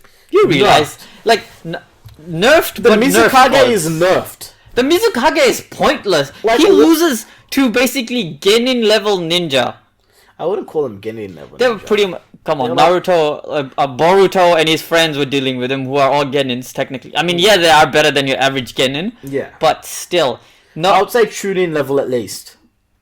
Okay, yeah, let's say we'll give him Chunin. Because but Kakashi does Still. say Kakashi says that Boruto is a Chunin level ninja when he's testing him. right, When he goes up against him during the Genin exams, he says that yeah, he's better than he looks. Yeah. he's Genin. In terms of skill, he's a Genin Well, level ninja. the thing is, I mean, a Chunin they level didn't want to ninja. repeat the same thing where it's he has to build up like Naruto did, because we already went through a whole development process. And I think that's why. Here's the thing with Boruto. Boruto shouldn't have come out so soon after Naruto's anime finished. I would say Boruto should have waited at least 5 to 10 years. Not 5. I'd say 5 years. I'd say 2 to 3 years before to build up some hype and say, I would say Naruto's coming back in this form. Can I just tell you something? This is where the longer it takes, the better the hype. Bleach is coming out next year, and I am so hyped for A it. lot of people are hyped for Bleach. The merch has been good for Bleach. Every year I have been saying Bleach is coming this year. Bleach is coming this year, and then we finally got actual, solid, concrete thing. Yes, Bleach is coming 2021, and I am super hyped. And I have rewatched the entire series. Well, look, Yeah. Bleach. Here's the thing. I know Bleach has its issues, but I really like Bleach's final chapter because it ties a lot What, of a loose 1,000 ends. year Blood War? Yeah, it ties a lot of loose ends for me, and the loose ends I refer to are the ships. We basically get. I got the Which ships. is- I got the ships I wanted out of Bleach. It is a good thing, I will admit, the fact that like Bleach does that. It actually finishes the ships, like it gives us the ships that everyone want, or at least at least it gives us a guaranteed ship, right? Because so many shonen will end. There's no answer. There is like we could do an entire video on some of the wacky ships in Bleach because Put a pin in that. Next podcast. I think there's one ship in Bleach it's kind of weird, but it's basically how Ichigo has the Oedipus theory. It's basically Ichigo and Oedipus theory. Oh, really? Yeah, and in my Is this opinion, Orihime being looking kind of like his mom? basically. Alright. I know it's weird, but in that final chapter, she looks very much like his mom. I know what you mean, because you get that still, and her hair is very similar to Ichigo's mom, And right? I think Kubo does that on purpose, but we'll put a pin in that. Yeah, for a future discussion. For a future discussion. Back. But like again, like Shippuden. Why I like Shippuden in the manga so much is because we got a lot of loose ends tied. Naruto ended up with Hinata, and we got a couple of kids out of there. Sasuke, is still like, being a Casanova, but, he's got a kid with Sakura, which is kind of cool, but they're not really married, I don't think. Kiba's dating the cat girl who comes out of nowhere, but we all know who she is. And then ships in... the one thing that I didn't get was who the hell did Rock Lee marry? Like, to get Metal Lee? Yeah, what happened there? A lot of people say it's Tenten. I would say it's Tenten. It's not Tenten. Then who did Tenten marry? Tenten's single. Is she? Yeah. Tenten is like depressed because No, in the time of peace, her weapon shop isn't doing too much. Well, can I just say the only highlight of Tenten in the entire series is she gets Kinkaku and Kinkaku's weapons. Yeah, But she barely gets any use out of it. that's a pretty cool level up. It's a very cool level up. But there's barely any use out of it. Yeah, I know. So is it really worth it? Because we see her getting it and she kind of uses it, but we don't. Here's the thing, she's the weapons expert, and we already saw basically 2 Jinchurikis use this weapon that requires so much chakra and all of this. Tenten is never going to be able to, maybe be able to use it at the same effective level. So there's not much hype around it unless she finds a more unique way of using those. But then again, it's quite clear that those 2 weapons are not based on power, but it's their individual abilities that makes them so strong, So I don't think we'll get much out of Tenten. Maybe. not. But like coming on that point, what did you think of Kishi focusing on characters like Darui, Omoi, Kamui? Those nonsense. Well, they're not nonsense characters. Look. but Okay, like, look. It was cool because we got to see what some of the upper tier characters from the other villages could do. Daru in particular, obviously, is like the Kakashi of He does Black Lightning, which is like a really cool thing. It's the first time we see that, and like we know that Cause he is Ace right hand man. I mean, literally, he cuts his own hand off, and he's like, "It's fine, I have you. You are my hand." Right. Yeah, that's right. You know. And like we get that epic moment, and like we know he's strong. He's clearly he's the Kakashi of the Lightning Village, Yeah. right? But then I feel I like think it's a stone village. is it stone? No, it's village hidden in the cloud, isn't it? A cloud. That's Right, yeah, village hidden in the cloud. Stone is the Stone is the they're the guys that do the particle style jutsus. Which can I just say? Okay, look, I'm skipping a bit. I'll come back to Dari, but particle style jutsu hella broken. We'll talk about that later. But coming back to Dari, we get Black Lightning, and the only thing I want to know about Daru's Black Lightning, especially because he is now the Raikage in the current story, is his Black Lightning stronger than Kakashi's Purple Lightning? Probably. You would think so? Yeah, I think so, because for Daroe it's his specialty. Yeah, but Kakashi's Purple Lightning is his specialty. He's the younger generation. You think so? It would be stronger? He'd be stronger. Not to say Kakashi... See, Kakashi has a lot of the strengths that's often overlooked because he had the Sharingan and because he's got Raikiri. Well, he no longer has Sharingan, which is sad. But Kakashi has smell that was better than Kiba's when the series started, or just as good as Kiba's. His hearing is great. In terms of his taijutsu, it's top tier level. Well, him going toe to toe against the guy for so long clearly trained him. And even without the Sharingan, he was already a Jonin. Well, so you knew he was always going to be an elite Jonin. He was going to be an elite ninja. Like, I would you say he would have been an Anbu though without the Sharingan? Yeah, he would have been an Anbu without Sharingan. You think so? He would have made it without the Sharingan? I think because he was just like another case. Itachi was younger, but I think Kakashi was quite young when he graduated. Yeah, I think Kakashi was his senior, right, at that time. He was 12 or 13 when he became a Jonin. Yeah. So, it speaks volumes. Yeah. He wasn't 14, I think he was about 13. No, they were pretty young, I know that much. Yeah, they were definitely on the younger side of things. It makes sense that they were a lot younger. It was war times, and I think it's just a skill-based thing, right? They were clearly... Well, the younger side of Anbu that we know are Itachi, Shisui was also another one. Yeah. And clearly Itachi was one. And all three of those, as far as we know, are very skilled. But can I just say, so far that we know of, the Anbus that we know of, we've also got Sai.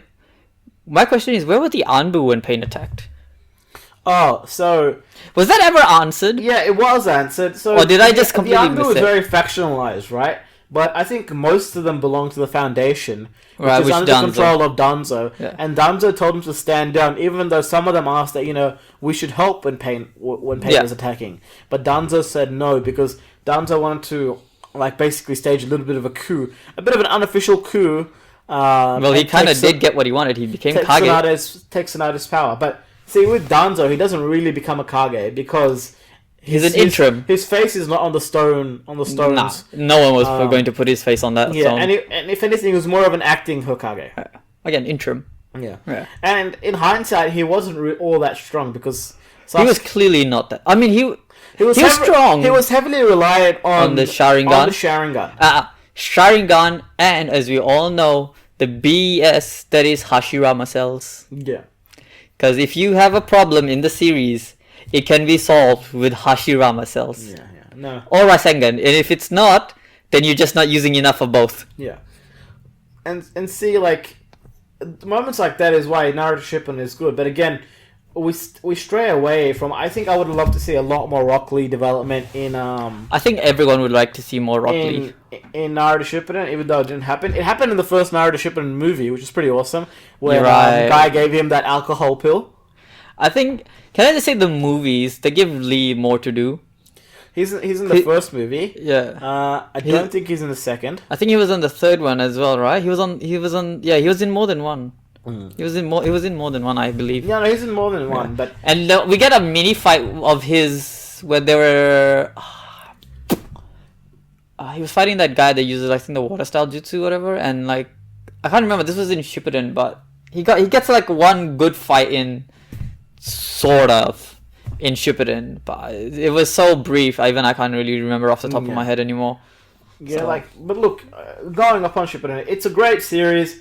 Flaws are that the characters that we've been developing that we're used to in Naruto aren't utilized as much in Shippuden. It's more of a Naruto and Sasuke show, and we're introduced to new characters who, they're great and we care about them, but we don't care about them as much as we care about those characters in Naruto. Now, I can understand if people picked up Naruto when Shippuden was already happening and they picked it up when it was already occurring, then they'd feel differently because they're introduced to those characters for the first time then. But the development there isn't as... It's not as nuanced and it's not as well executed as how it's been done in Naruto. Because Lee goes through like a dramatic development arc in the original Naruto series. He starts off as this character who's, he's quite strong.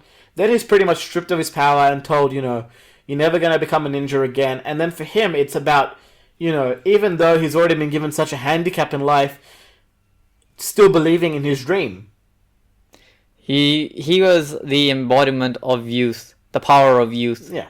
Well, it makes sense, but I think he speaks a lot to a lot of the people out there, and that's why people like him, because he's... Well, he resonated, I think, a lot with, like, we were constantly told that Might Guy is all about the power of youth. Lee embodied that, and and because of that, I think he resonated with a lot of younger audiences, right? Because I think a lot of people, when they're young, they always think that they're missing something that other people have. But then here's Lee, who takes the one strength he has and he runs with it. Yeah, that's the thing. Kakashi said Lee was a genius of hard work. Like he just took it to the next level, which makes a lot of sense.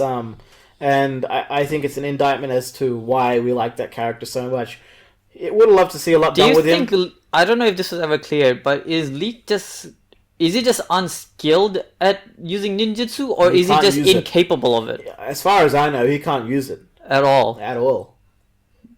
It would be really cool to see at least him learning maybe one basic jutsu. I think that's the point. I think he cannot use jutsu at all. Just like Might Guy. Well, Might Guy can. Might Guy's using summoning. Oh, that's correct. Might Guy does use summoning jutsu. I've never seen Lee use summoning jutsu. I have never seen Lee use summoning jutsu, not that I think of it either. He's had like some nunchucks in a scroll, I think. Yeah, but like Might Guy can summon his turtle from just about anywhere. I'm pretty sure I've seen Might Guy do like a substitution jutsu once. Yeah. And Lee will just kick your ass on your face. Yeah. But like... Oh, now that just reminds me of the arc where do you remember that guy that crushes Lee's leg? Like it was a guy that was pretending to be, I think it was a Chunin or Jonin or Genin, whatever, was pretending to be a friend. I think it was in the filler arcs. Yeah, he was pretending to be like a friend, and then later on we find out he's like a Jonin or whatever from some other village that wants to beat Guy. Right. Yeah. And then like Lee just kicks his ass later, and it's like, you weren't ready, because like this guy just shows up and he's better than Lee at taijutsu, and we're just like, what? There was an arc in Shippuden where there was this ninja that was like Lee from the Sand Village. Was it? Yeah, it was. Oh, I gotta rewatch that. Yeah, there was this ninja who only uses taijutsu. Sand taijutsu. No, well, I know. He fights Lee hand to hand. Yeah, he fights Lee hand to hand. I gotta find a clip of that and watch it. Yeah. I feel like it would be a pretty cool one. Lee hand to hand. Wait, is this the one where they fight like up on a hill or something? I think. No, they fight. I'm pretty sure they fight in the desert, but it was. Yeah, right. Yeah, I think I've seen this. Yeah, but it was more for the development of that sand ninja. But again, like, see, that's not enough development for a character like Lee. Like, you wanted to see him progress and become a lot stronger. I think Might Guy got there in terms of character development, but that was because they just needed a stopgap against Madara. Well, here's the thing: if you look at Lee's like character development, the furthest you can go with it is showing us him use the 8th gate. Yeah. But then the thing is, if they show us him using the 8th gate, he's gonna die. Yeah, I get that. But so I think Kishimoto kind of gave us that through Guy. Just just imagine Lee like this. Yeah. Because that would be Lee. I think I would have liked to see him evolve a lot more beyond just the gates, the breaking bones character that he was. You know, Shikamaru, I know he's always been the mental character, but you do see a lot of growth and breadth with that character. Shikamaru was basically a pseudo general in the war. Oh, for sure. He was leading Gaara's. He was part of Gaara's battalion, and like Tamaru's like, Gaara's the leader. Gaara was the leader, but he was the strategist. Yeah, because Gaara was a Kage. Yeah, Gaara he was Commander General, right? Something like that. They gave him a different title during the war. Yeah, like everyone like had proper military titles. I remember something like that. Because Gaara was the youngest, they made him lead a battalion. But Tamari says, no, it's actually you who's leading this battalion, not Gaara. Yeah, Well, Gaara was just in charge of the whole war Yeah. in general at that point. And they had to face Madara as well, the Kage. Again, get their asses kicked. Yeah, that was pretty funny. That, like, can I just say, Hey, Tsunade being split in two and still surviving is some bullshit. well, her healing jutsu, as some might say, that is absolutely broken, can save you even if you're split in half. It seems ridiculous, but then for as far as we know, here's Madara, who's like, do you want my shadow clones to use Susanoo or no? Your choice. We have these 5 Kages built up to be so powerful throughout the entire series. Like, Tsunade is a Sannin. The Raikage is as strong, if not stronger than Tsunade physically, and he's the second fastest to Minato. The third, what's his name? Onoki, the little guy. Yeah. He can use particle style jutsu, which, like I said, we'd come back to, is absolutely broken because it destroys whatever it touches on a particle level. So it's basically a Rasen Shuriken, but without any of the downsides. Well, doesn't it undo the particles? Yeah, it straight up just destroys them It dismantles you. Yeah, it's just it's Atom crazy. by atom, yeah, it's crazy. It's crazy powerful that style of ninjutsu. Well, it's a Gekkei Genkai, I think, right? It's only a certain select few people can use That's it. not a Gekkei Genkai. No? No. If it's something that can be learned, then there was the Mizukage had a couple of Gekkei Genkai. right. She had the boiling lava style. No. It was boiling, wasn't it? Because the lava is lava style. Was it lava style? I'm pretty sure she could use some lava too. All I know is she had And a she lot could of use hack acid. jutsus. She could use Yeah, acid too. right. She had a lot of hack jutsus. That's how she was going up against Sasuke. And just absolutely wrecking it. Yeah, his Susanoo. Sasuke, I think he came into that fight thinking he has Susanoo now. He's unstoppable because the only person he fought up to then was Itachi, who had Susanoo, and he noticed how OP Susanoo is, and he beat Deidara easily with the Susanoo. He didn't use the Susanoo. Like he used it for like defense, like a little bit. He had it up for a little bit when they're doing explosions. Anyway, so I think at that point he was feeling pretty invincible, and then he fights the Raikage only to get literally bitch slapped through the Susanoo. He literally just goes through the floor. Yeah, it's like your Susanoo is not gonna protect you against Kage level. But threats. he wasn't fully developed at that time, so you gotta remember that. Again, no, I know, but the thing is, he thought he was invincible because of that jutsu. Yeah. Only what for us about, to what then... about when he used the Amaterasu as a shield? And they're like, oh, how skillful is he? Amaterasu as a shield? And the Raikage goes, I don't care about a hand. Yeah, I'll go another one. Darui. It's so good. It's so That good. was so funny.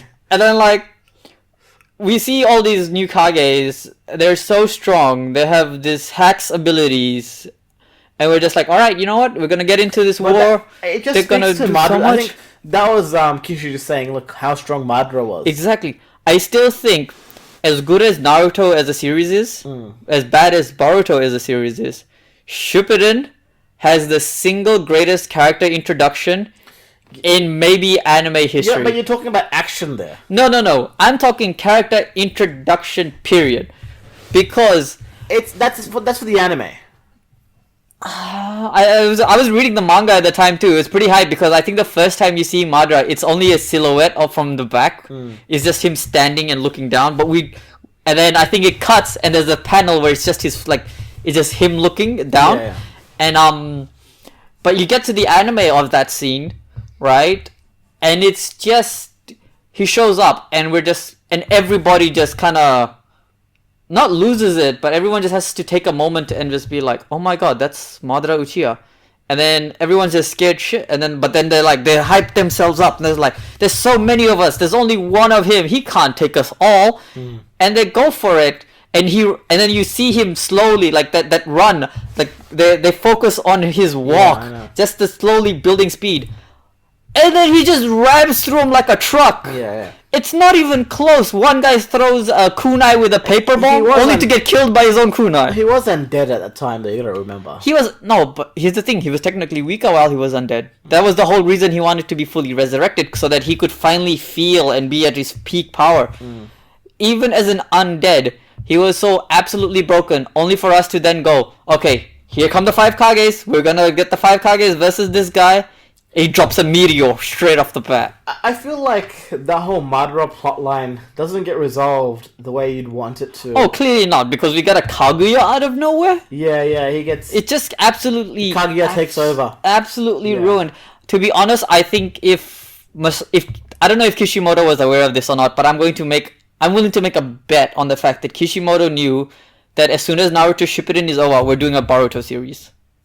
I think he knew. I don't think he knew because I think he knew. He's not drawing it. He focused. No. I know he might not be drawing it, but I think he was at the very least. Shonen came to him and told him, "Look, Naruto is a property that we absolutely love. We've done 2 major seasons, like series Naruto Shippuden.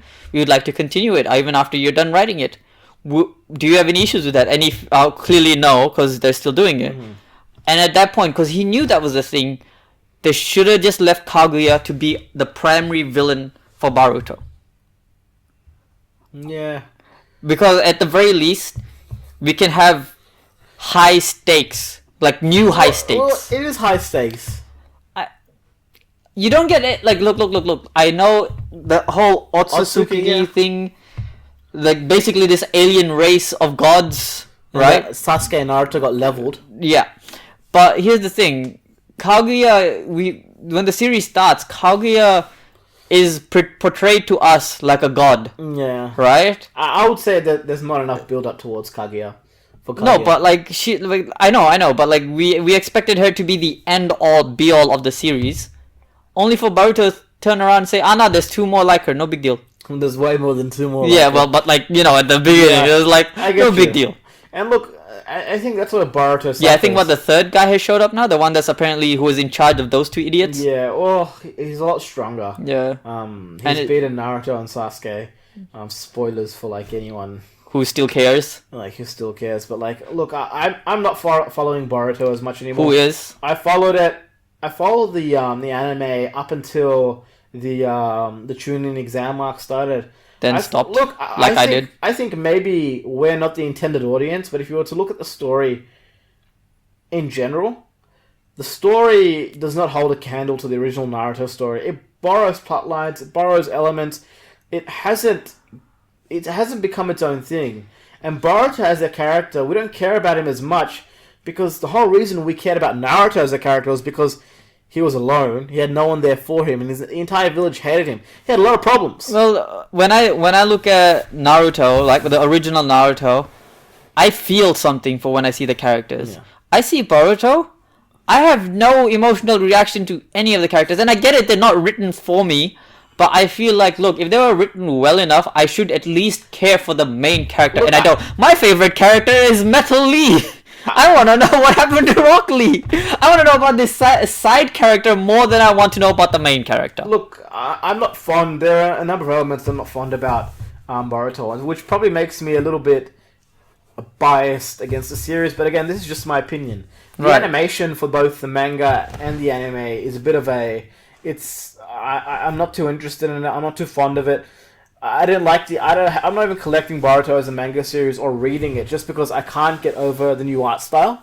It's a lot more choppier than Kishi's. It doesn't have the beauty Kishi's drawings. Well, Kishi has, from my perspective, when I read the manga, or when I used to anyway, because I stopped after Boruto. But you saw it, right? Like Sasuke had like curly hair and stuff. For me, it's like.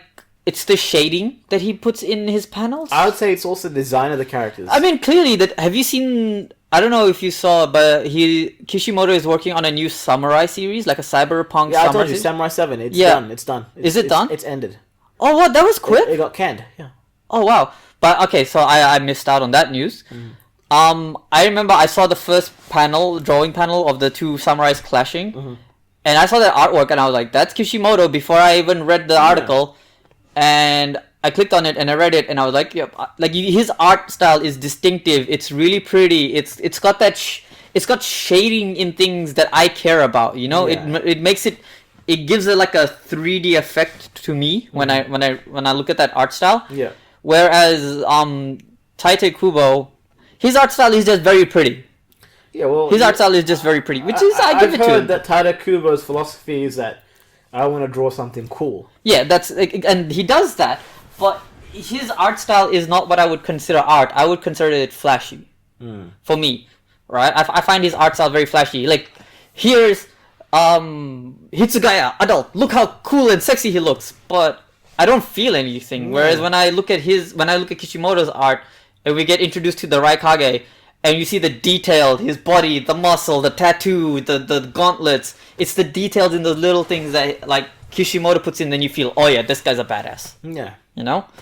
But anyway, yeah, that was our little discussion. Well, we're not done yet. Ooh, you got some heavy points to go. With Boruto, like, yeah, okay, so let's get over the art because, you know, the animation it's pretty on par, even though I don't like it as much. I don't like some of the designs that's going there. A lot of the major characters are nerfed. Like, Naruto is not as strong as he used to be. Nor is Sasuke. Doesn't have all the powers that he used to have. I don't think I've seen Hinata, like, fight once in that entire series. No, the only thing we get for Hinata is that she's the gluttony queen. Which is pretty funny. I like the fact that they can give her some more development. Shines in Boruto. Only because of Sarada. Because literally anything to do with her is because of Sarada, and she gets one fight against the guy with a billion freaking Sharingans all over him. We get some of that, but I think the overall issues with Boruto are that it hasn't been given the time to become its own thing. And like, there's a new series coming out for Inuyasha. Like, it's a sequel series. Right, I saw the trailer It's called Yashahime, but because of the time that's been given for that to gestate and for that to flesh out into its own little thing, from its hypnosis, it looks like its own story. It looks like it's not holding too hard on that previous Inuyasha series. Not that I'm too keen on it, because like, I love the original Inuyasha series. Yeah. Even though it's a shoujo series, I think it was a great series. It's about Sashomaru's daughters. It's not about Inuyasha's daughter. No, like, she's there, she's one of the main characters, but it's called Yashahime because it's about Sashomaru's daughter. Which it's clear that it's about Sashomaru because he's actually one of the prominent characters we do see in the trailer. Yeah, so like, it just tells us that, you know, this is something different.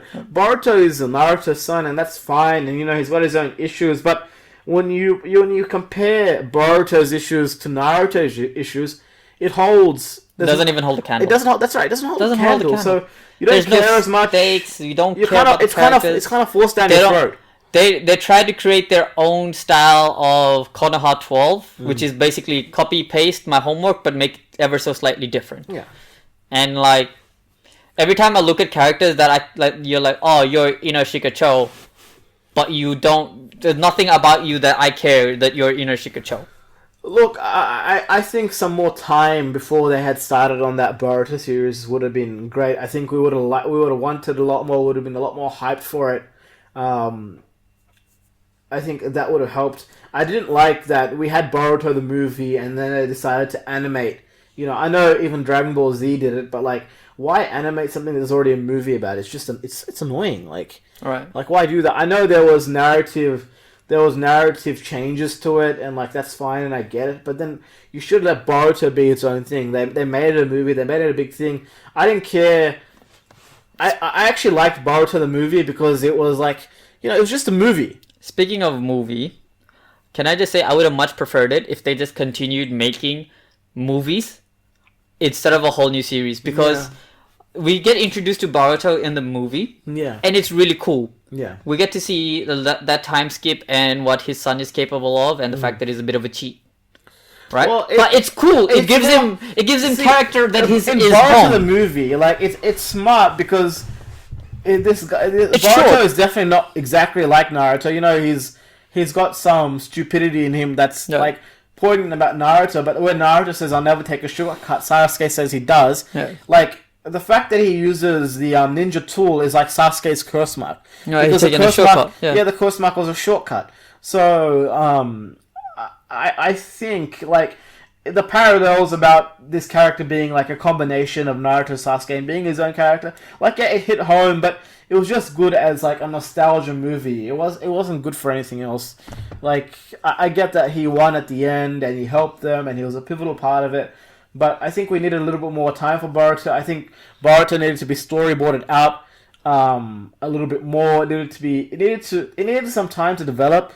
I think Kishi not being on the manga project, I know he's overseeing it, but him not drawing, I think for me that was just like, you know, I don't care. as much anymore because I've been through 72, and I'm a big fan of Naruto. I'm like it's one of my I mean, favorite. This is yours. Yeah, but if anyone has not seen this before, it's just one it's figure. ta-da! But like, sorry about that. I have all the manga because Naruto was the first manga that I ever started collecting. Like it is the manga that got me into manga and anime formally.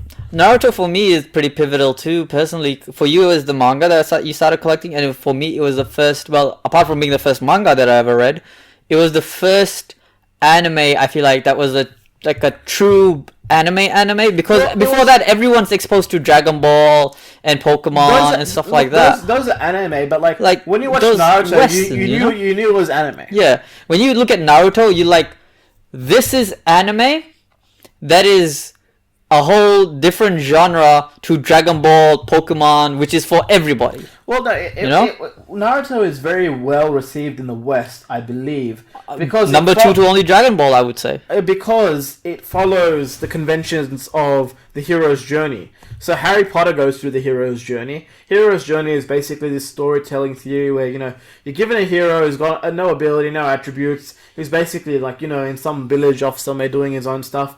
He meets a wizard who says, "Well, let's go on a journey. We're gonna do this and we're gonna do that," and then he develops. So Harry Potter is very close to that. Lord of the Rings was basically that.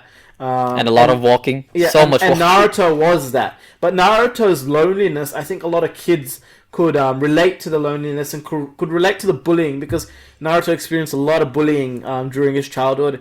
He was basically he was alienated by all his peers. Except like Sasuke to an extent where they had a bit of a mutual understanding, and Iruka. But I know in I think the thing with Sasuke flashbacks they make Naruto seem like he had a bit of a thing with Shikamaru and Choji and Kiba, but he really was by himself when the story started. Well, when the story starts, as far as we can tell, we literally can tell that the only friend he has is Iruka Sensei and no one else. It's only in the flashbacks that we actually find out that, no, he actually wasn't a total loner. He had Shikamaru as a friend. He had Choji as a friend. And when you compare Boruto's problems in comparison to Naruto's, yes, they don't hold a candle, but yeah, okay. So what's Boruto's problems? He's friends with everybody? No, his dad works too hard. Huh. That's Boruto's problem. His dad works too hard. But he turns it into a big deal. Problem. Sasuke's dad didn't focus on him too much. He focused more on Itachi, but he's dead. Yeah. Got killed by his own son. It's a thing, right? Naruto doesn't even have any family. He doesn't know what family is. And then you've got Boruto, he's still got a mother who's around and cares for him.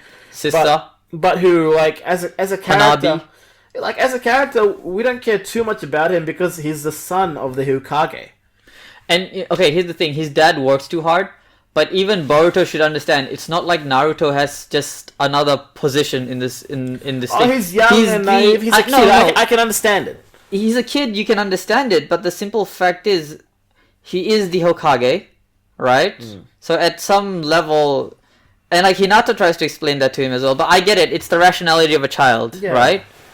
But at some level, I feel like, especially since he grew up with that problem, it's not like Naruto just became Kage. Right? It was clear when the series started that Naruto had been Kage for a while now already. Yeah. So it's not like this is something new that he has to deal with. And in the series, they treat it like this is something new that he's trying to deal with. Yeah. Well, we know that Boruto and Hanabi are about, at least, I think Boruto would be at least 5 when Naruto formally becomes Hokage. Yeah, there was a couple of chapters released where, it shows, Naruto's coronation and the fact that he's not there because he gets one-shotted by Hanabi. Yeah, that was funny. Yeah. Because she's so incredibly strong. Yeah, she just, points the finger and goes, you're dead. She's quite strong. Yeah, but look, it is what it is, and Boruto still has, they employ the whole, when Naruto Shippuden the anime started, they gave us a snapshot of Naruto meeting with Sasuke for the first time, running through those doors. It was a great way to start the anime. They copied the same thing for the manga, I believe, and the anime, but it doesn't hit home as much because Konoha village has already been destroyed once, and I was just like, I don't need this a second You're just time. ripping off the same story again, and you're telling me The tuning exams is exactly the same thing, is it not? yeah, and you're telling me this is happening in Naruto's time. Yeah, in a time where okay, look, the stakes are clearly higher. That's what they're pointing out.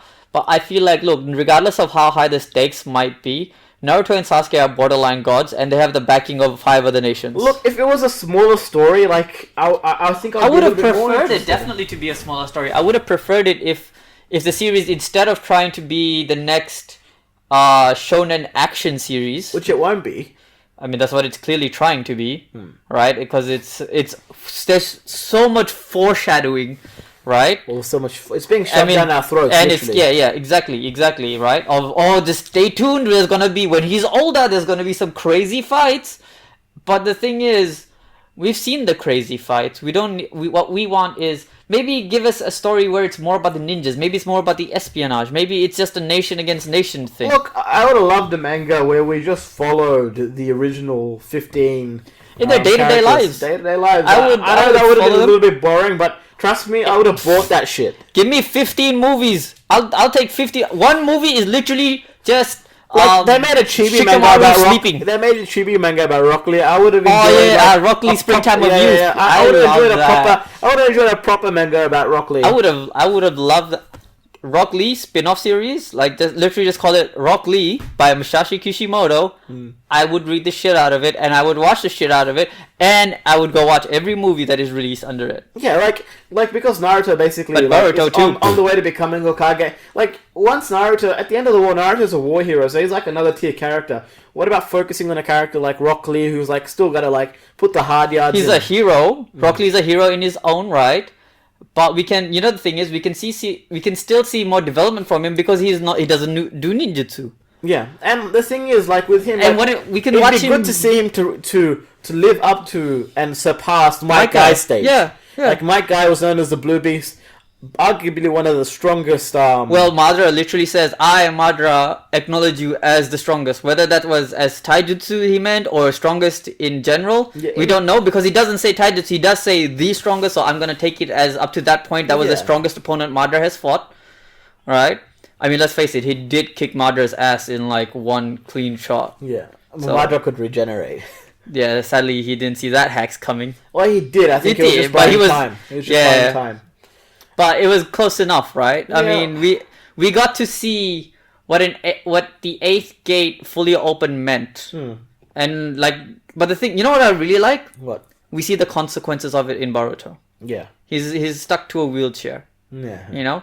Like he survives, but but he's no longer the blue beast. No. But it would be cool to see Lee go to that point maybe where he's stronger than Guy. And he doesn't even need the 8th gate. Yeah. You know? Yeah, Just his own technique. Yeah. Like, look, I don't think it would happen. I think this is where we can actually cap it off.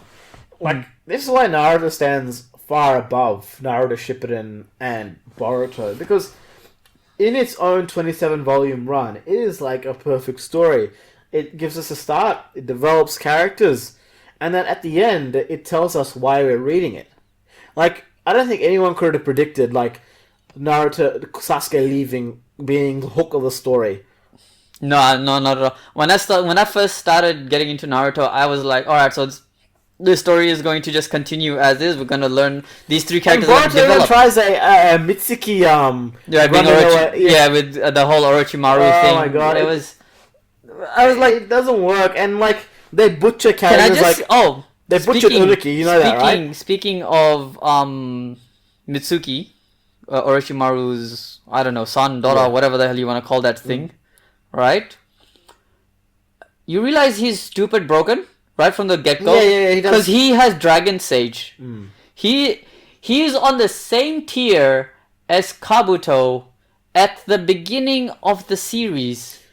And remember, Kabuto is no pushover. It took He levels Shino. Just think about that. He is so strong that it took Itachi and Sasuke together and Izanami, the fucking hacks, to beat Kabuto, who was a Dragon Sage.